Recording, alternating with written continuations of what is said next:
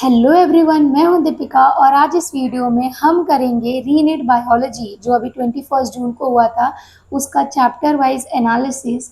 Whether it is botany और zoology की हर एक चैप्टर से पर चैप्टर से कितने क्वेश्चंस आए थे। बिकॉज ये जो पेपर हुआ था बहुत से स्टूडेंट्स को शॉक लगा है। बिकॉज ऐसे ऐसे चैप्टर्स जिनके हाई वेटेज थे और टीचर्स ने बोला था कि इनको तो डेप्थ में करके जाना, 7-7 8-8 क्वेश्चन आए थे, उन चैप्टर्स ने धोखा दे दिया।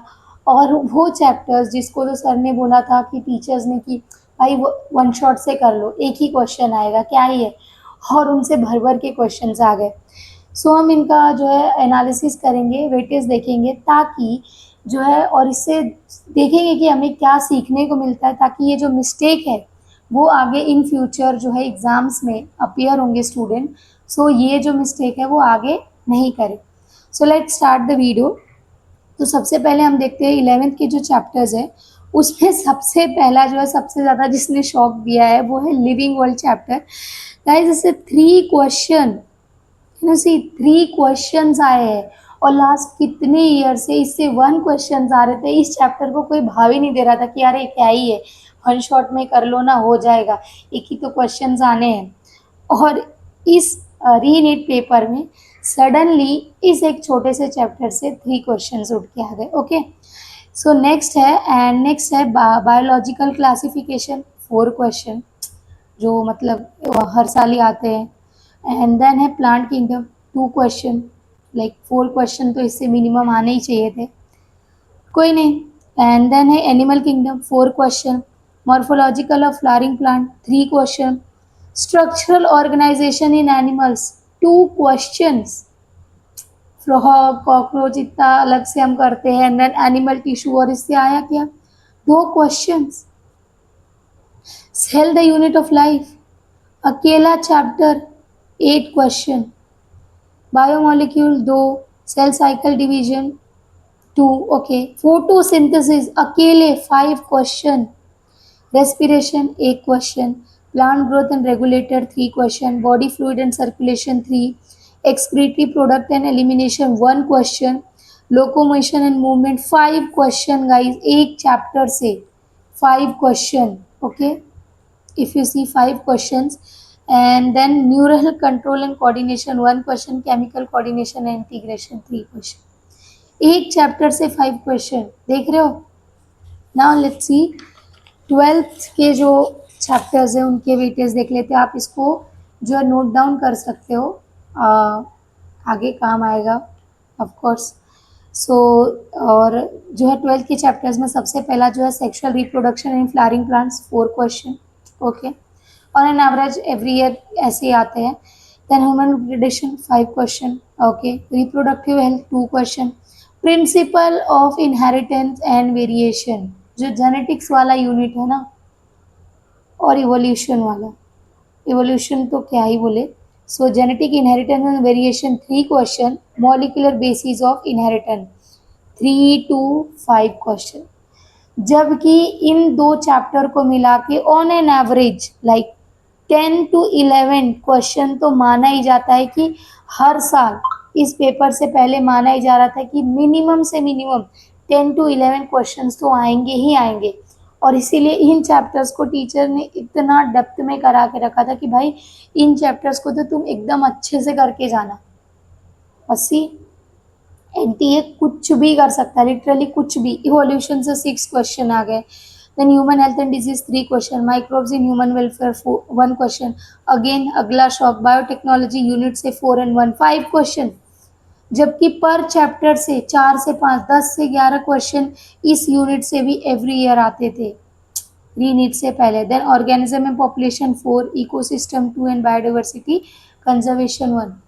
पता है इस पेपर के बाद हमें ये सीखना चाहिए, ये जो रीनीट का आपका पेपर हुआ है, कि आप ना प्रीवियस ईयर्स के जो हम एनालिसिस करते हैं ना भाई, आप उसको एकदम करेक्ट नहीं मान सकते और उसके बेसिस पे मत जाओ, प्रिडिक्ट मत करो अपने से पहले से। बस एकदम चिल होके मत बैठो कि ऐसा पैटर्न फॉलो हो रहा है अभी तक तो आगे भी वैसा ही होगा। फर्स्ट अभी आप देख सकते हो 4 क्वेश्चन, ये जो है लिविंग वर्ल्ड जैसे चैप्टर से 3 क्वेश्चन आ गया। सो पहला सीख तो हमें यह लेनी चाहिए कि आप किसी भी चैप्टर को, छोटे से छोटा हो चाहे बड़े से बड़ा, ऐसा मत बोलो कि भाई अगर छोटा है तो इस चैप्टर को क्या ही भाव देना, क्या ही वैल्यू देना, एक ही क्वेश्चन आएगा। नो, री नीट 2026 से ये लेसन लेना कि भाई एनटीए किसी भी चैप्टर से, वेदर वो छोटा रहने दो बड़ा होने दो, क्वेश्चन कम भी कर सकता है सडनली और ज़्यादा भी कर सकता है।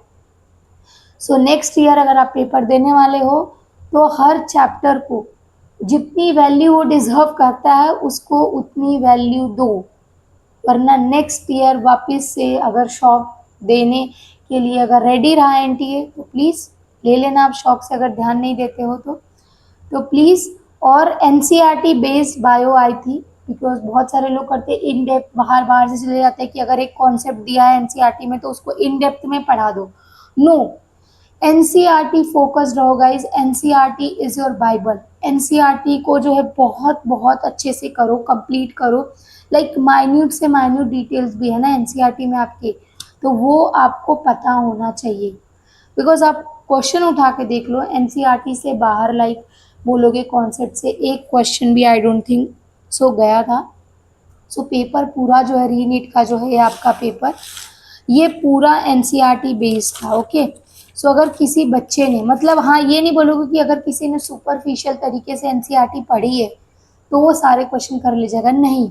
एनसीईआरटी कंप्लीट करने का मतलब है कि कॉन्सेप्ट वाइज जिस बच्चे ने समझ के एक एक कॉन्सेप्ट को समझ के, क्योंकि कैलकुलेशन बेस्ड भी क्वेश्चन आए थे, अगर आपका कॉन्सेप्ट क्लियर नहीं कि किसको कैसे अप्लाई करना है तो आप नहीं सॉल्व कर पाओगे, और लेंदी क्वेश्चन था क्वेश्चन से। सो कॉन्सेप्ट आपके क्लियर होने चाहिए बायो में, एंड देन हर चैप्टर को जितना वो वैल्यू डिजर्व करता है उसको टाइम दे के पढ़ो। Every line, you know every line of NCERT, हर एक लाइन से जो है क्वेश्चन बन सकता है, फ्रेम करने की कोशिश करो। सो ये जो है कुछ एनालिसिस थी ताकि ये मिस्टेक जो रीनीट में एनटीए ने शॉक दिया है आप लोगों को, वो आपके आगे जो है आप ये गलतियां जो है नहीं दोहराओ, कि फिर आके अगली साल बोलो अरे फिर से हमने तो ये गलती कर दी, पता चला अगली साल लिविंग वर्ड से 5 क्वेश्चन उठा के दे दिया, cell the unit of life से 8 क्वेश्चन आए हैं, सी हो सकता है अगले साल उससे एक ही क्वेश्चन दे, 2 ही क्वेश्चन दे। सो प्लीज़ किसी भी कोई भी चैप्टर आपका सगा नहीं है कि अरे ये जो सर बताते ना लास्ट के 1 मंथ और 2 मंथ पहले सर लोग कितने सारे यूट्यूबर्स वीडियो बना के डाल देते कि अरे दीज 20 चैप्टर 50 चैप्टर ये कर लो बस आपका हो गया। प्लीज़ उन चक्करों में तो मत पड़ना इस साल, बिकॉज एनटीए कुछ भी कर सकता है, लिटरली कुछ भी। सो प्लीज़ इस बात का ध्यान रखना, and thank you for watching this video. मिलते हैं अगली वीडियो में, और तब तक के लिए bye bye and take care. और कुछ पूछना हो और कोई कमेंट करना हो तो, और आपका पेपर कैसा गया रीनीट का, comment below. Thank you for watching this video, bye bye and take care.